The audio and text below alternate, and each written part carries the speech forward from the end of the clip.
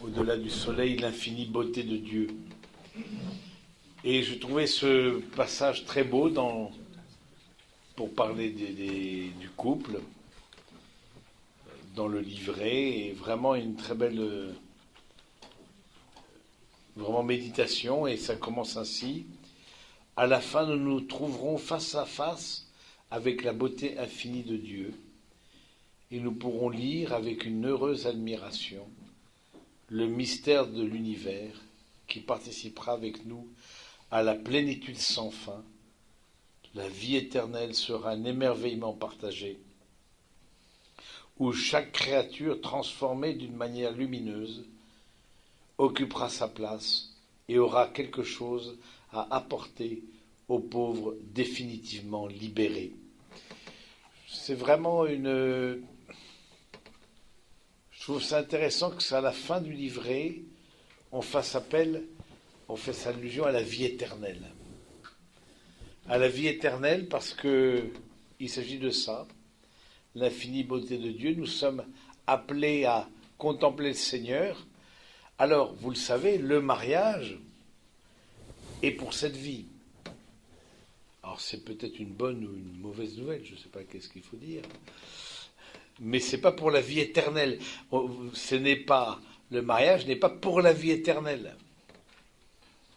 Alors, c'est peut-être un soulagement pour certains, mais une tristesse pour d'autres. Mais ça ne veut pas dire que vous n'ayez pas dans la vie éternelle un lien particulier, le lien de l'amour. Pourquoi c'est pas dans la vie éternelle, contrairement au baptême, contrairement à la confirmation? Mais l'Eucharistie n'est pas dans la vie éternelle, par exemple. Parce que quand on est signe de l'alliance, et qu'on est dans le face-à-face, il n'y a pas besoin de signe, si on est déjà dans l'alliance. C'est logique, je veux dire. Si vous êtes dans le face-à-face avec Dieu, vous n'avez pas plus besoin de signe du face-à-face. Si vous êtes dans la communion avec Dieu, complète, vous n'avez pas besoin de sacrement, de quelque chose qui vous manifeste, quelque chose, comment va être le face-à-face. Vous y êtes. Maintenant, est-ce que ça veut dire qu'on n'aura pas un lien, que vous n'aurez pas un lien particulier? Bien sûr que si. Nous aurons un lien particulier avec tous ceux que nous aurons aimés.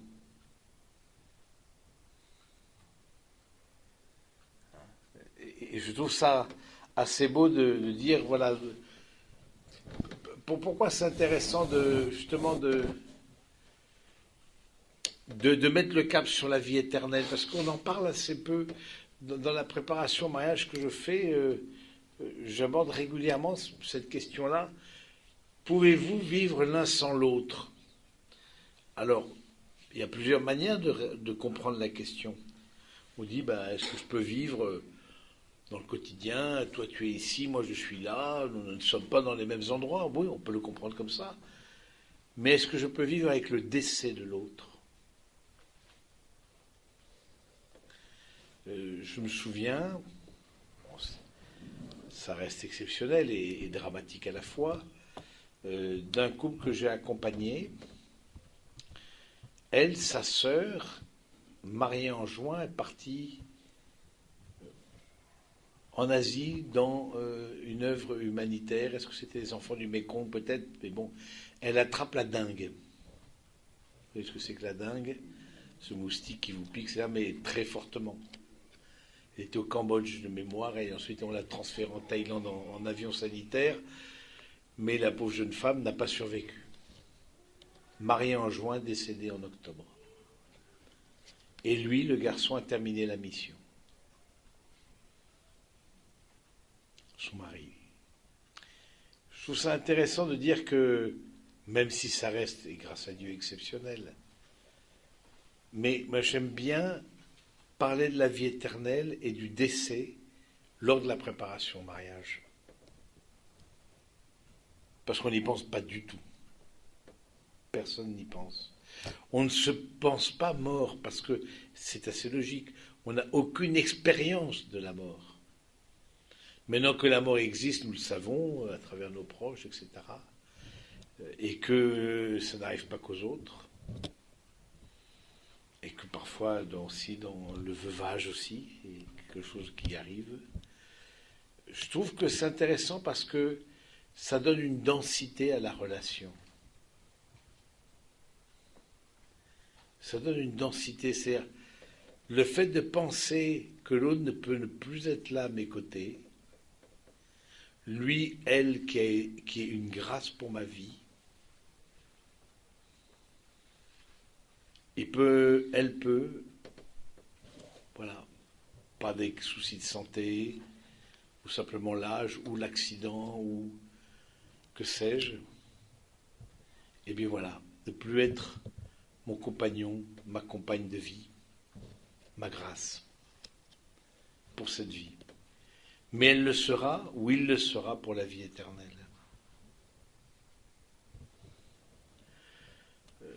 Moi, je trouve ça interpelle, je trouve c'est intéressant de dire que,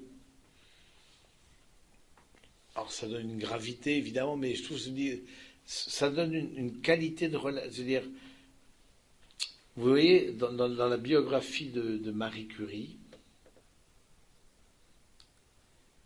le dernier contact que Marie Curie a eu avec son époux Pierre Curie, c'est une engueulade, à cause des enfants. Bon, classique, rien de très particulier. Il quitte le domicile conjugal, il va à son travail, et là, se fait renverser par une calèche et décède. C'était le dernier mot. Et elle dit, c'est le dernier mot que j'ai eu avec mon conjoint, mon époux. Truc d'engueulade. Hein, la mort vient comme un voleur. Et je trouve ça intéressant je disais, tiens, si j'avais su, ben, j'aurais terminé sur un je t'aime.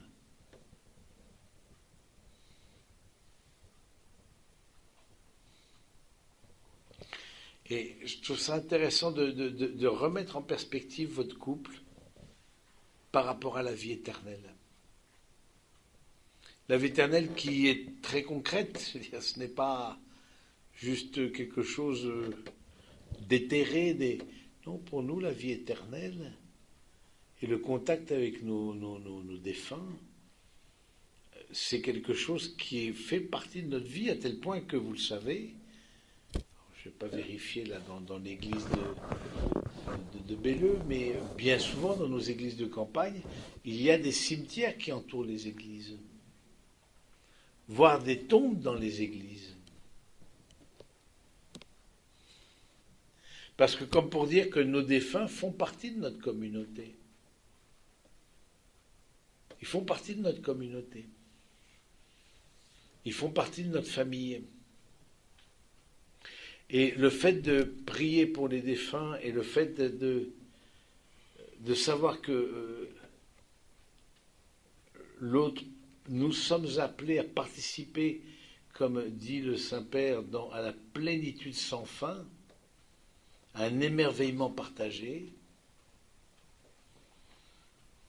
où chacun occupera sa place et aura quelque chose à apporter aux pauvres définitivement libérés. Chaque fois que nous pensons ça, nous mettons dans cette vision-là.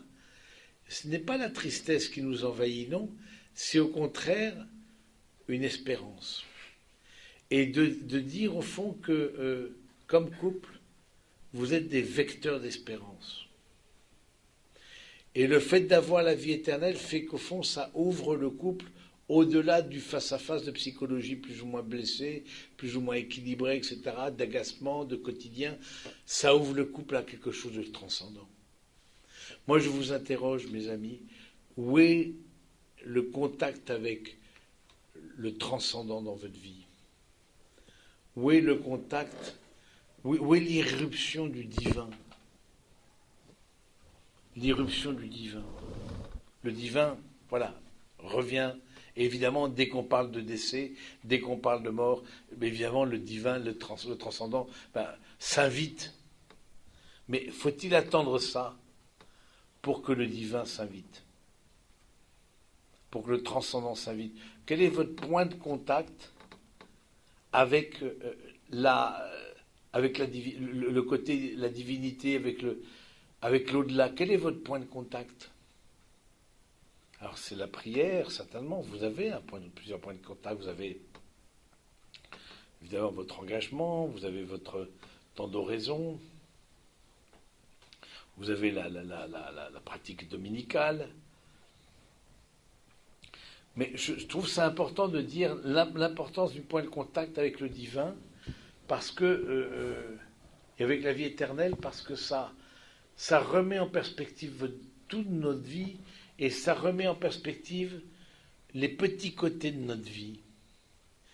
Les petits côtés de nos petits agacements, nos petits énervements, nos râleries, voilà, tout, là où ça va pas bien, là, voilà. Eh bien, tout ça, on le remet en contact, en perspective, par rapport à la vie éternelle. On dit, ben, c'est juste rien par rapport à la vie éternelle. Nous sommes appelés, comme disciples de Jésus, à être témoins de cette vie éternelle. Nous sommes appelés à être témoins de cette plénitude. Nous croyons qu'il y a une vie après la vie, que la vie ne... Vous savez, ça c'est vraiment important, c'est le fait de mettre un enfant au monde, on le met au enfant au monde pour la vie éternelle, pas pour la fausse. Et ça, c'est complètement différent. Alors, peut-être certains d'entre vous ont perdu des enfants ou parfois les fausses couches, etc. On sait combien c'est douloureux, combien c'est voilà, mais c'est important de dire ça. Nous, comme couple, disciples de Jésus, les enfants, pour ceux qui en ont, qui ont mis les enfants au monde c'est pour la vie éternelle, pour contempler le face-à-face. Et dans les échanges que nous avons eus là tout à l'heure, etc., il y a certains qui me disent, je vois des couples qui disent on ne veut pas avoir d'enfants. C'est pas qu'on ne peut pas avoir d'enfants, on ne veut pas avoir d'enfants. J'interroge, je me dis, quelle est la place du désespoir là-dedans? Parce qu'avoir des enfants, c'est un avenir continué, c'est un au-delà de nous-mêmes. Vous voyez, c'est ça, avoir un enfant, c'est vraiment se projeter. C'est l'amour continué. Alors, si on ne peut pas avoir d'enfant ou on s'est marié sur le tard, bon, c'est une autre chose. Voilà, bon, voilà, parfois la nature est cruelle et puis parfois, voilà, elle est ce qu'elle est, etc. Mais ça ne veut pas dire qu'il n'y a pas de fécondité. Mais là, c'est autre chose. Il y a des personnes qui vous disent, nous ne veut pas avoir d'enfant. Alors qu'ils pourraient. Sauvons la planète, n'ayons pas d'enfants. Non. Nous ne disons pas ça. Nous ne disons pas ça, pas du tout. Nous disons que ce qui sauve la planète, c'est le lien qu'on a l'un avec l'autre. Ce qui met en danger la planète, c'est l'âpreté au gain. Toujours la même chose, hein, rien de nouveau sous le soleil. C'est la volonté de posséder, le toujours plus.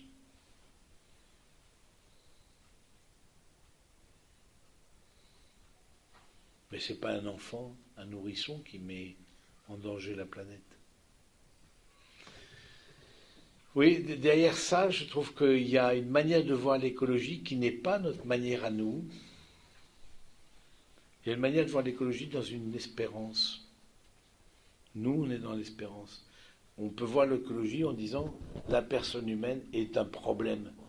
Ce qu'on appelle le malthusianisme. Peut-être si vous avez entendu parler de ce mot-là. Malthus qui disait, au fond, il faut diminuer la population, etc. C'est sûr que s'il n'y a plus que 2 ou 3 milliards de personnes ou 200 millions sur la Terre, la création ira mieux. Non, elle n'ira pas mieux. Parce que pour que la création aille mieux, il y a besoin de la personne humaine. Nous sommes les gardiens. Nous aidons, quand nous sommes en contact avec le Seigneur, nous aidons la nature à aller mieux, livrée à elle-même. la nature aussi court à sa perte. Vous voyez, donc je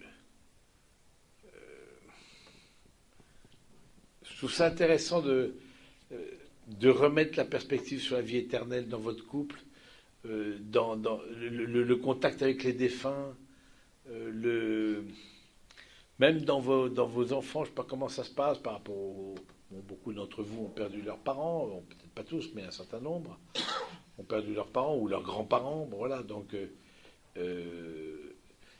voilà, et je trouve que c'est important que ces moments-là, les funérailles, c'est vraiment des moments très forts, parce que des moments où on se met en contact avec la limite de la vie, le côté limité de nos existences. Hein? Nous sommes des existences limitées. Le côté vulnérable de nos existences. Ça veut dire qu'on sort de la toute-puissance. La toute-puissance, c'est la volonté de dominer. Et ce paragraphe-là, je trouve qu'il est vraiment formidable, hein, de dire la vie éternelle sera un émerveillement partagé. Eh bien, dès aujourd'hui, nous voulons vivre cet émerveillement l'un envers l'autre. Comme couple, vous voulez vivre cet émerveillement. Et vivre l'émerveillement, c'est déjà une anticipation de l'éternité. Et le texte continue, nous sommes faits pour le ciel, pour la vie éternelle, pour vivre toujours, mais si ce passage en ce monde a un sens d'apprentissage, de transmission, de valeur, il est essentiel que l'homme ait le souci de laisser aux générations suivantes une demeure aussi bonne et meilleure que celle qu'il a héritée de ses parents. Chaque personne est responsable de l'avenir. Nous sommes appelés à nous lancer audacieusement dans la grande mission de renouveler la société avec la grâce et la force de Jésus ressuscité au long de notre chemin ici-bas. À certains moments, nous anticiperons la rencontre suprême du jour où nous verrons Dieu, et notre bonheur sera dès maintenant total. C'est-à-dire que la vie éternelle, c'est pas un désengagement de notre existence. C'est pas juste bon, le matériel on oublie. Non, c'est un apprentissage, c'est une pédagogie la vie éternelle. C'est-à-dire que c'est une transmission avec le souci de laisser quelque chose de mieux aux générations à venir. Un monde plus juste et fraternel.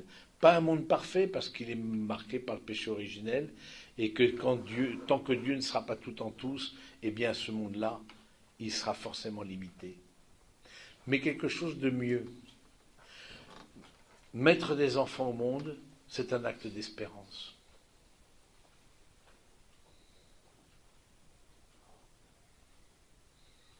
Et c'est important pour ceux d'entre vous qui sont grands-parents d'être attentifs à soutenir justement les jeunes générations, les jeunes parents. Vous avez un rôle très important qui portent souvent les deux travaillent, ou souvent qui portent beaucoup de charges dans un monde qui est peut-être plus insécure qu'il n'a été pour vous au même âge, quand vous-même vous étiez jeunes parents. Bien, vous avez un rôle très important. Un rôle de prière, vous le faites. La prière pour vos enfants, vos petits-enfants. Un rôle de soutien. Un rôle de babysitting. Oui. Oui, je pense que voilà, je trouve ça intéressant de dire que voilà, vous avez passé le relais. Nous sommes chacun un maillon. Et vous avez passé le témoin. Vous savez, dans les courses de relais, vous savez, où on passe le témoin, voilà. Je ne sais pas si c'est dans les jeux, dans l'athlétisme, etc. voilà, 4 fois 100 mètres relais, c'est-à-dire que hop, et on passe le relais et l'autre continue, etc. Donc c'est ça aussi la vie éternelle, c'est qu'on passe le relais. Et vraiment, prenez conscience que le fait d'avoir en vue, dans ligne de mire, l'éternité, fait que vous n'avez pas peur de passer le relais, parce que vous avez pu être parent, et puis vous avez encouragé vos propres enfants à passer le relais en étant parents à leur tour. Pour ceux qui sont appelés à ça, pour ceux qui, bon, avec toutes les bémols que ça demande, parce que bon, parfois c'est plus compliqué, les situations personnelles, mais en tout cas, vous avez donné une espérance, vous avez donné le goût. Vous avez donné le goût de transmettre.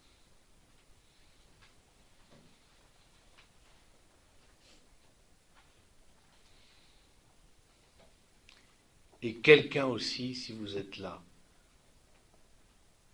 vous a donné le goût de transmettre.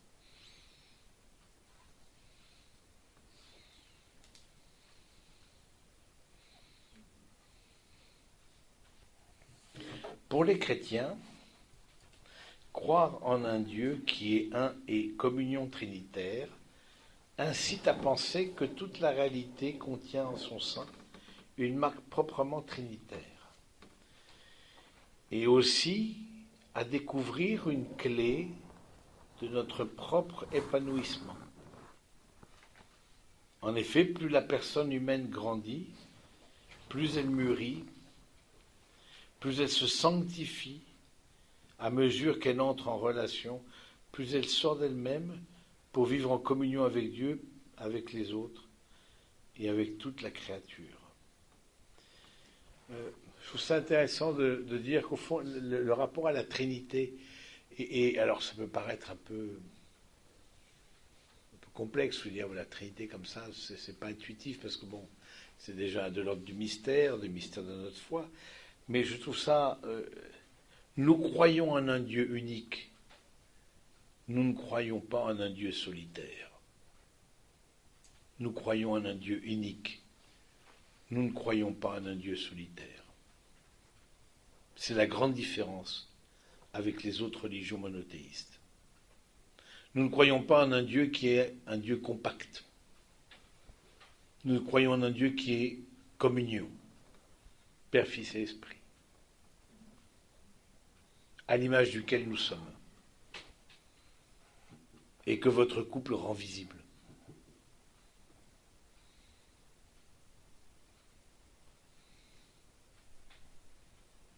Oui, ça fait la différence quand même. Ça fait vraiment une sacrée différence.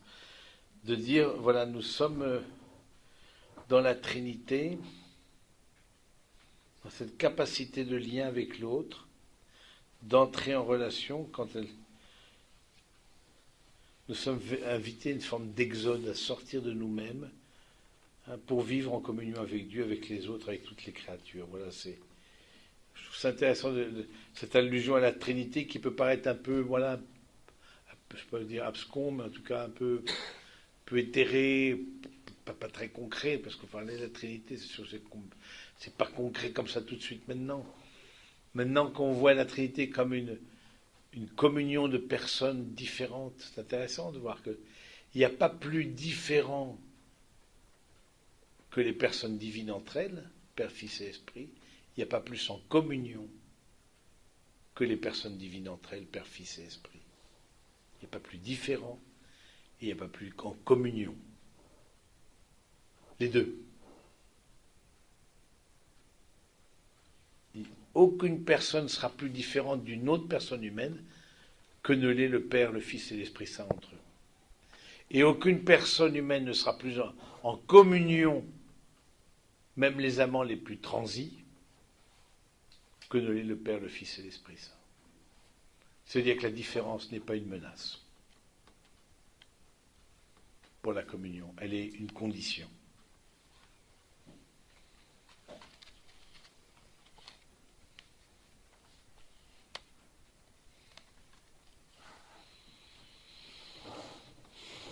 Dans la Sainte Trinité, nous trouvons toute la beauté, l'amour de Dieu envers le monde qu'il a créé. Nous sommes éblouis par la beauté de Dieu. Beauté, bonté, vérité inépuisable, mais également beauté, bonté, vérité humble, proche, qui s'est faite chair pour entrer dans notre vie. Histoire dans mon histoire, dans l'histoire de chacun d'entre nous, pour que chaque homme et femme puisse le rencontrer, la rencontrer et avoir la vie éternelle. Et cela est la foi, accueillir Dieu amour, accueillir ce Dieu amour qui se donne dans le Christ, qui nous fait vivre dans l'Esprit Saint, se laisser rencontrer par lui, avoir confiance en lui. Telle est la vie chrétienne. Aimer, rencontrer Dieu, chercher Dieu. C'est lui qui nous cherche le premier, c'est lui qui nous rencontre le premier. Méditation de l'Angélus du 2 juin 2020. Je trouve ça intéressant de dire que le Saint-Père, quand il parle justement de la vie éternelle, il parle d'un Dieu qui est rentré dans notre histoire pour que chaque homme et femme puisse le rencontrer. Et je me suis dit, tiens, posez-vous la question, quels sont les moments où Dieu est rentré dans votre histoire de couple? Quels sont les moments où vous avez peut-être découvert cette présence du transcendant? Il y a eu un signe, il y a eu quelque chose qui vous a été donné. Il y a eu une grâce qui vient d'ailleurs.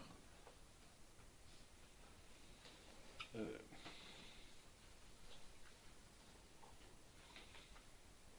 trouve ça beau, parce que justement, ça permet de se dire que ce que vous vivez, premièrement, Dieu s'y intéresse. Deuxièmement, ce que vous vivez, eh bien, c'est un lieu de la rencontre. La rencontre avec le Seigneur, la rencontre avec la vie éternelle, se laisser rencontrer par lui, avoir confiance en lui. Ce que vous vivez, le couple, c'est d'abord l'histoire d'une confiance. C'est l'histoire d'une confiance. Évidemment. Transmettre la vie, c'est transmettre la confiance. Et transmettre la vie éternelle, c'est qu'on transmette la confiance en Dieu.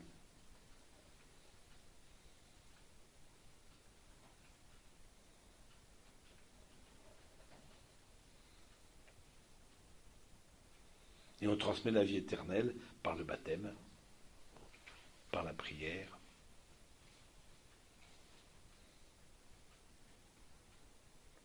Nous ne sommes pas faits pour la fausse. C'est la grande différence. C'est la grande différence avec ceux qui n'ont pas la foi. Les personnes qui n'ont pas la foi sont des bonnes personnes, si ce n'est que nous n'avons pas du tout la même vision des choses. Nous croyons que quand on a la foi, on est appelé à plus. Ce monde ne nous suffit pas. Cette création qui vient de Dieu ne nous suffit plus. On veut plus.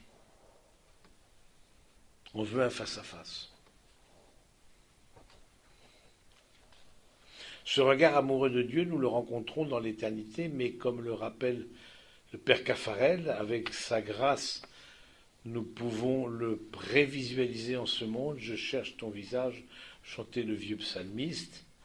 Il savait bien que son Dieu est une personne et non pas un soleil anonyme qui donne indifféremment sa lumière à toute chose. Je cherche ton visage, un visage, ce qui d'une personne se tourne vers une autre personne dans un dialogue d'amour. Je préfère dire, quant à moi, je cherche ton regard, car notre Dieu est regard, il est regard subsistant, Mais ce qui fait la noblesse de l'homme, c'est que déjà sur terre, en des instants de grâce, il peut percevoir l'intensité lumineuse brûlante du regard divin et qu'un jour, il peut connaître le bonheur parfait à la vue de son regard quand la grande porte s'ouvrira. Un extrait du Père Caphaël. Voilà, c'est intéressant de dire je recherche ton visage, je recherche ton regard et que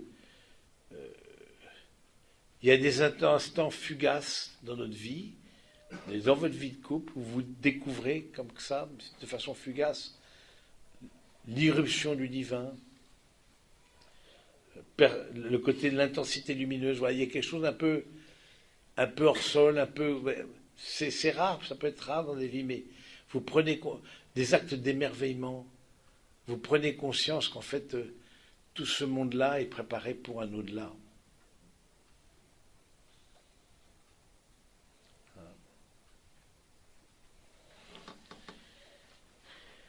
Il peut connaître la porte, il peut connaître le bonheur parfait à la vue de ce regard quand la grande porte s'ouvrira. Voilà.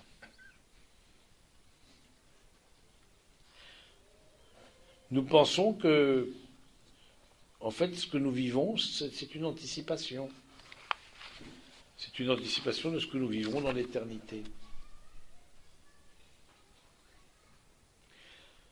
Bien qu'il appelle chacun en personne, il nous destine à marcher ensemble dans l'Église. Si nous marchons ensemble, jeunes et vieux, nous pourrons être bien enracinés dans le présent et de là fréquenter le passé, l'avenir, fréquenter le passé pour apprendre de l'histoire et pour guérir les blessures qui parfois nous conditionnent, fréquenter l'avenir pour nourrir l'enthousiasme, faire germer des rêves, susciter des prophéties, faire fleurir des espérances. De cette manière, nous pourrons, unis, apprendre des uns des autres, réchauffer les cœurs, éclairer nos esprits de la lumière de l'Évangile et donner de nouvelles forces à nos mains. Voilà. De même en couple, quand les deux s'engagent à croître ensemble dans et par le mariage, quand le couple exerce leur amour fraternel, petit à petit, leur cœur se dilate et pas à pas, leur amour conquiert le foyer, le carrefour, le pays. Voilà, je trouve que c'est intéressant de dire que dans ce que vous vivez, vous, comme couple, il y a quelque chose de lumineux. Prenez conscience que peut-être modestement, certainement, mais prenez conscience que la vie éternelle passe par vous aussi.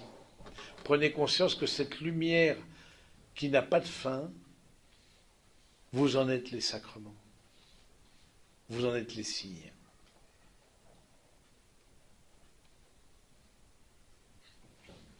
C'est intéressant, ça veut dire vous êtes les signes d'une lumière qui n'a pas de fin. C'est le cas de tout chrétien, mais vous en êtes les signes comme alliance, comme qualité de lien. Oui, peut-être, voilà, le couple a ses hauts, ses bas, nous avons nos agacements, nous avons nos... Voilà, bon, voilà. Mais nous croyons que dans ce que nous vivons, il y a quelque chose de plus grand qui se joue.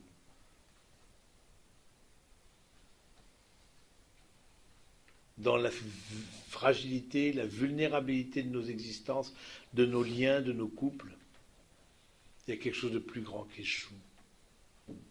Et c'est vrai, on ne peut pas ne pas faire le lien entre la perte de la foi chrétienne et l'augmentation des séparations. Parce que justement, la perte de la foi chrétienne, c'est la perte de la vie éternelle, de la conscience de la vie éternelle. Et donc, la perte d'une espérance, la perte de quelque chose de plus grand se joue. Oui, il y a comme un effet domino.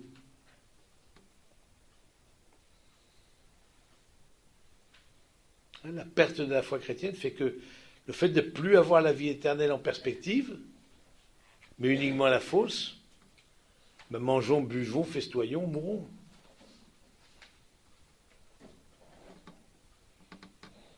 À quoi bon autre chose? Ben, nous disons, oui, on mange, on boit, on festoie, c'est ce que nous avons fait à midi largement, mais raisonnablement. Mais, mais voilà, mais en même temps, nous disons, ben, non, il y a autre chose.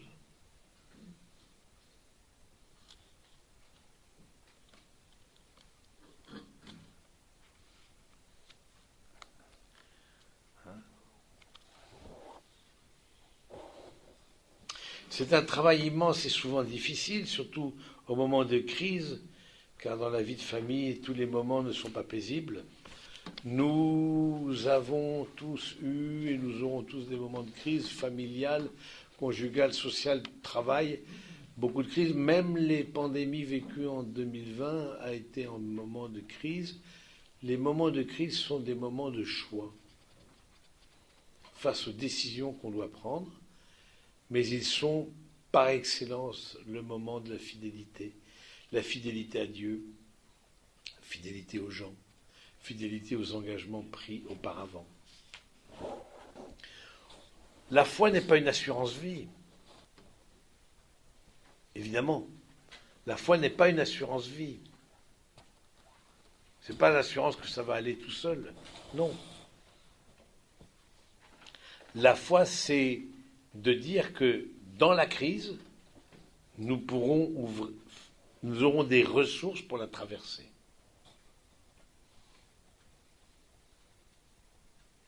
Nous aurons des éléments de discernement. Nous serons accompagnés. Nous ne serons pas seuls. Non seulement accompagnés par le Seigneur, mais accompagnés en équipe, accompagnés par les accompagnateurs spirituels. Et de ce point de vue-là, vous êtes beaucoup plus armés pour franchir les crises que d'autres, qui ont aussi des crises, mais qui n'ont pas le recours de la foi. Pas parce qu'on a de la foi qu'on a moins de crises que les autres. Non, on a, comme les copains. Si ce n'est qu'on est plus formé que d'autres. On est plus soutenu que d'autres. On sait à quelle porte frapper. Chose que toute personne qui n'a pas de vie religieuse ne sait pas. Elle est livrée au face-à-face des psychologies blessées.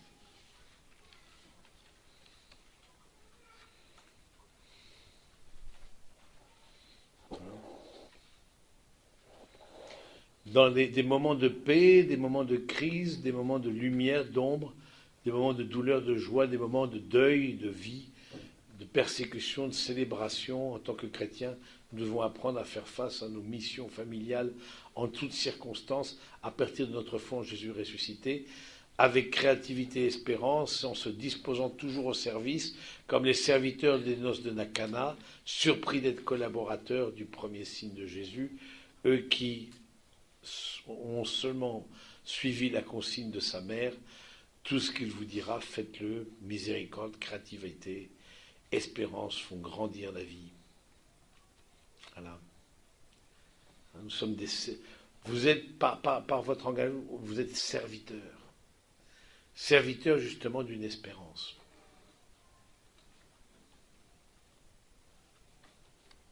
Vous êtes les serviteurs émerveillés.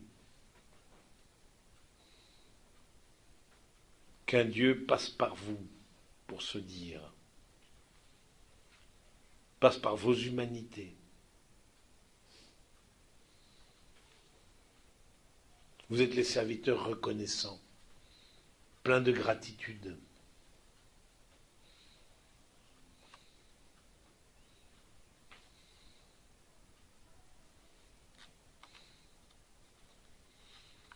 La gratitude vient justement de la vie éternelle aussi. Parce que je crois que je suis appelé à plus grand, à une beauté qui me dépasse, eh bien ça ouvre la place à la reconnaissance, à l'émerveillement, à la gratitude, à l'action de grâce.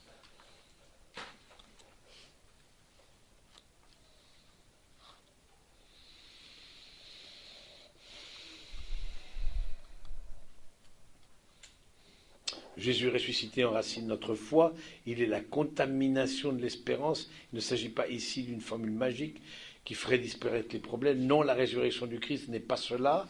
Elle est la victoire de l'amour sur la racine du mal, une victoire qui ne saute pas par-dessus la souffrance et la mort, mais qui les traverse en ouvrant une route sur l'abîme en transformant le mal en bien, marque exclusive du pouvoir de Dieu. Donc suivre le chemin de Jésus-Christ est toujours un motif de joie, de bonheur et de grande récompense au ciel. Marie est notre grand modèle pour une église jeune qui veut suivre le Christ avec courage et docilité, la force de son oui, la force de ce qu'il en soit ainsi, de ce qu'il en soit ainsi, qu'elle dit à l'ange impressionne toujours. Ce fut le oui de celle qui veut s'engager et risquer sans autre garantie que la certitude d'être la porteuse d'une promesse. Intéressant, ça, vous êtes aussi porteur d'une promesse. C'est pour ça l'équipe Notre-Dame. Marie, porteuse d'une promesse. Marie qui a confiance dans la parole. Marie qui est pleine de gratitude. Mon âme exalte le Seigneur. Vous voyez, c'est équipe Notre-Dame, c'est pas rien dans END, le ND. C'est pas rien. Cette équipe, Notre-Dame. Vous êtes un mouvement marial.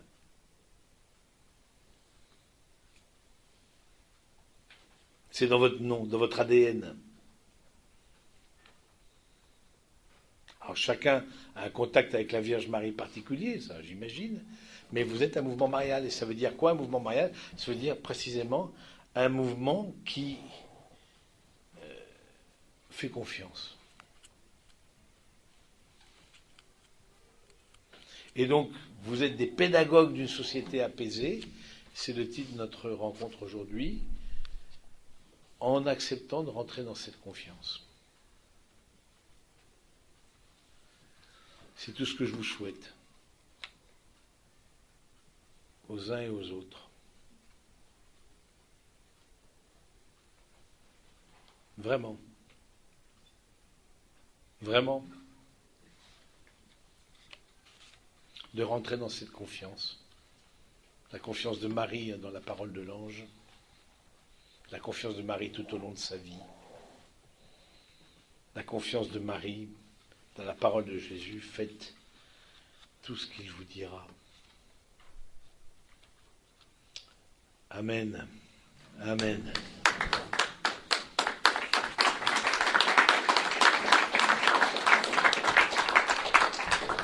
Il y a peut-être des petites questions ou on a 10 minutes.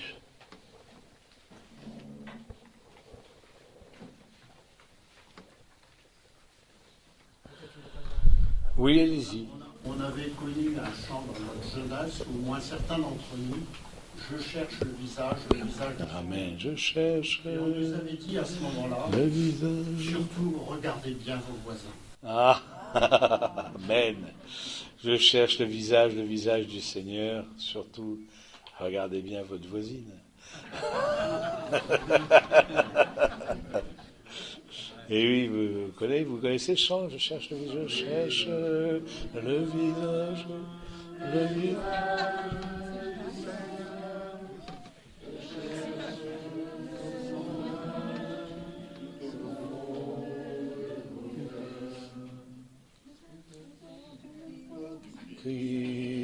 Vous êtes le sang du Christ, vous êtes l'amour du Christ, alors qu'avez-vous fait de lui? Je cherche le visage du Seigneur, je cherche son image tout au fond de mon cœur. Merci pour d'autres remarques ou questions ou... C'est une remarque sur la confiance. La confiance, on a été habitués, surtout nous les plus anciens dans notre éducation chrétienne, à faire confiance en Dieu. Mais ce qu'on ne réalise pas, c'est la confiance que Dieu nous fait. Eh oui. La confiance que Dieu nous Et la fait. Oui. confiance que Dieu nous fait, elle nous vient par le baptême, elle nous vient de ce que nous sommes fils, Amen. elle nous vient de ce que le Père désigne son Fils Jésus dans la confiance, donc il met toute sa confiance, et cette confiance, elle retombe sur nous, Amen. baptisés. La confiance de Dieu est sur nous, baptisés. Et pour appuyer un peu mon propos, je vous invite à méditer dans Saint Jean, chapitre 1er, le verset 16. De sa plénitude, nous avons tous reçu, et ce, grâce en grâce. Amen. Merci beaucoup. Merci.